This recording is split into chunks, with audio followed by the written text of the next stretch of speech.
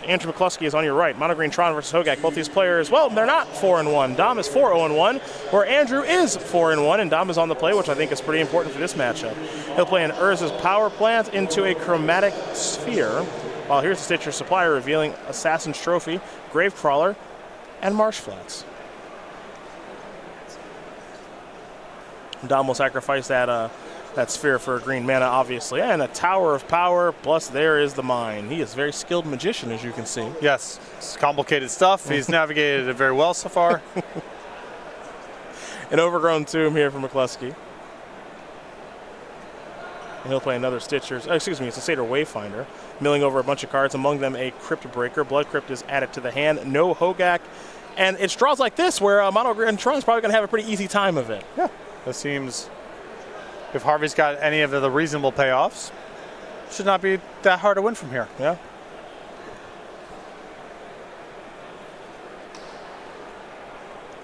The question is, does he have a payoff? As he is taking his time here on this turn on exactly what to do. Maybe he has multiple payoffs that he's selecting from, but he's beginning to tap a lot of mana, so here we go. All right, Karn liberated. Now do you go up or do you go down? I mean, it seems to me in theory, especially, I guess you're pretty sure there's no Hogak in hand. You would have seen that last turn. I don't know. It seems so mopey to go after any. This gives you so much insurance if the Karn has this much loyalty of being able to pick off something impactful. And there's just no way for McCluskey to assail it. It's just too much loyalty. That'll be a Dredge 4. Among them, 2 copies of Faithless Looting, another copy of Gravecrawler headed to the graveyard. Looks like there's actually 3 copies of Faithless Looting. There's a Blood Crypt that's going to enter the battlefield untapped. McCluskey's going to fall a little bit lower and then flashback Faithless Looting. So he'll draw 2 cards and discard 2. But his draw is a little clunky at this stage of things. I don't see a Hogak in the graveyard now either. So these 2 creatures are going to knock Karn down to 8. And that's a win if you're Dom Harvey, because that means your Karn's still on the battlefield and it can do what Karn does. Start to take over this game.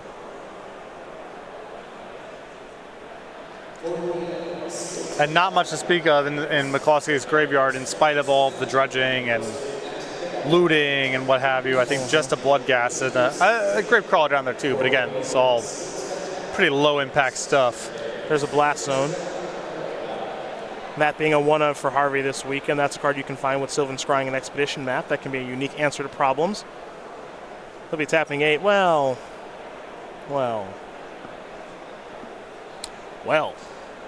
Ugin, eat a green source. Planeswalker party! Yeah, try to cut McCluskey out of being able to hard cast Vengevine.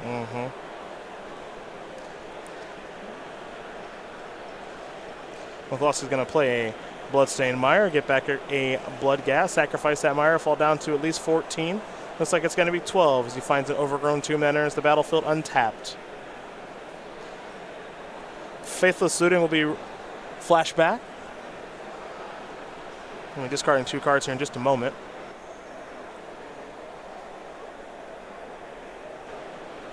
There's Chromatic Star. Let's cash it in. Ancient Stirrings. Ulamog. That's pretty neat. I think Ulamog's going to play here. I think he might be 1 short, having to... Actually, no, I think he should have exactly 10, if my math is still good. Okay, well, we'll go Wormcoil plus Chromatic Sphere. Eat a red land with the Karn. Ugin is going to go up to take care of the Bloodghast. Wormcoil Engine can defend the Planeswalkers. Here's a Dredge of 4, and I think McCluskey could stack his deck. I don't think there's anything he can find. Well, if this is the thought process that doing what Dom is doing quickly enough is good enough to beat this deck, I think I might be able to agree. McCluskey's draw here very much on the slow side. Yep. And I think if Tron can get to the 3rd turn with its head above water, even the powerful cards of Hogak are not going to be able to keep up with Wormcoil Engine and the Planeswalkers. There's a Hogak, but Wormcoil Engine is a pretty nice answer, as you mentioned. Death Touch and Lifelink. Yeah. That's pretty darn good.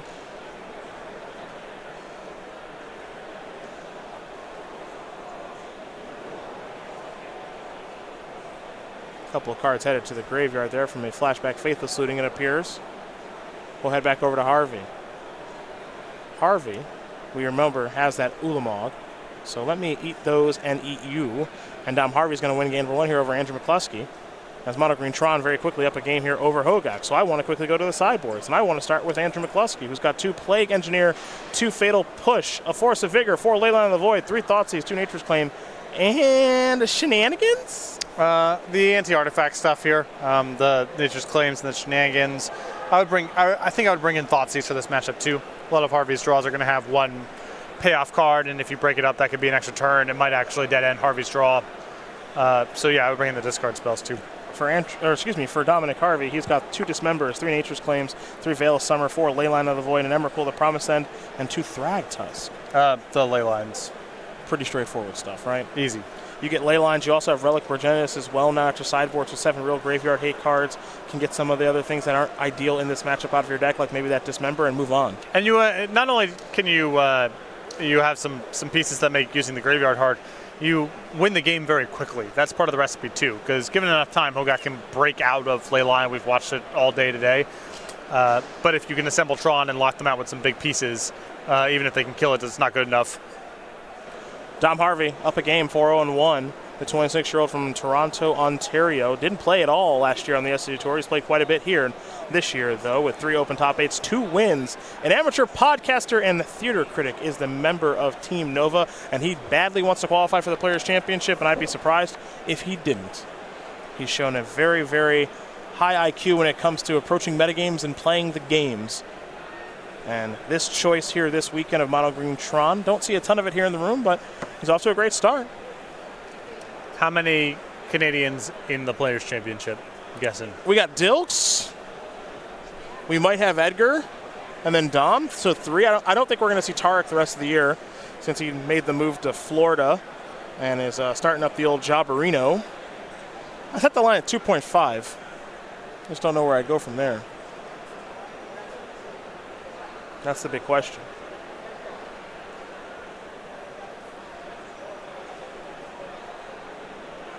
I'll take 3. Tron with Leylines. Talk about being exploitative with the new Mulligan system. Oh, yeah. First their mana base and Leylines. You just have Leyline plus turn 3 Tron just a huge percentage of the time. Hey, if it's available, you might as well use it. That's what I say.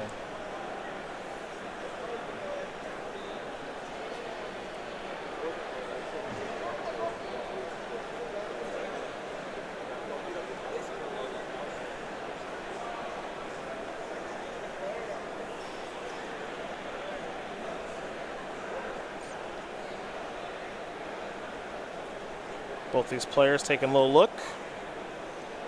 Game 2 will be underway here in just a bit. Looks like Dom with the London Mulligan going to be sending 1 to the bottom. There's that. Cool. Here's a Thoughtseize. Sanctum of Ugin, Relic of Progenitus, Wormcoil Engine, and Ancient Stirring. So the graveyard's taken care of. Yeah. But Harvey, this is one of those hands where if McCluskey can just play stuff to the battlefield, that could be good enough. But it's going to be very hard for him to exploit his graveyard in any meaningful way. One thing that's interesting to me here, partner, is this is a Mulligan of 6, so what card did he put on the bottom? Another big payoff card, maybe? You think so? Because part of me would just say I'll just put the second Leyline to the bottom. I've got 1 and a Relic. They can often blow up 1. It's hard for them to blow up 2. Okay. Here's our Stirrings.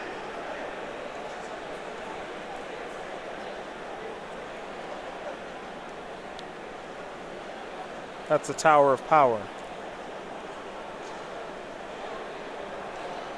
We're going to head back over to McCluskey. He'll play a Bloodstained Mire, and now he'll play a Bloodghast in for 1. I mean, one thing that's nice here if you're Harvey is he just picked up a copy of Urza's Power Plant, is his life total is very high.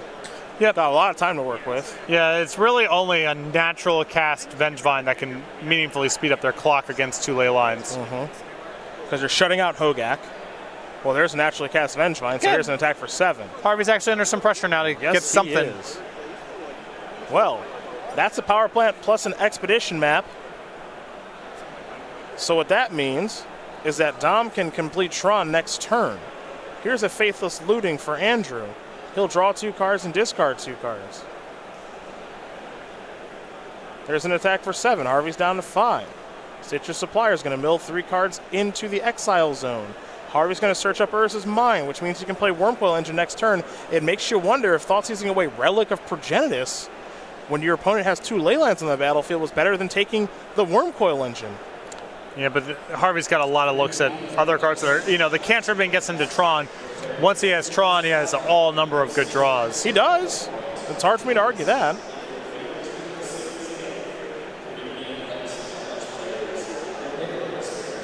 There's Tron. It looks like to me Wormcoil might just be the old stopper here, perhaps. Now you are playing against an opponent that does have 2 open mana for something like an Assassin's Trophy, but I think Assassin's Trophy just would have blown up a Tron land, right? Right, because Assassin's Trophy lines up so poorly against Wormcoil Engine. Now, the one thing that Harvey can do, it appears he has a copy of Ugin the Spirit Dragon in hand. Ugin can minus and take care of a whole bunch of stuff, but I think it would take care of the ley lines as well. So this might be a little bit risky. Sanctum of Ugin will trigger. That's on flavor. There's a Walking Ballista. Okay, so there go the ley lines for good and everything that Andrew had on the battlefield. So the thought process there, if you're Harvey, is I bet you're out of gas because you didn't think these ley lines were going to leave the battlefield. And it appears to be the case. Ugin's going to move on up. Next is a Wormcoil Engine and a Walking Ballista. McCloskey's going to draw a card. He is going to play a Bloodcast, and that is not it. Dominic Harvey going to win this game and match her over Andrew McCloskey 2-0. Mono Green.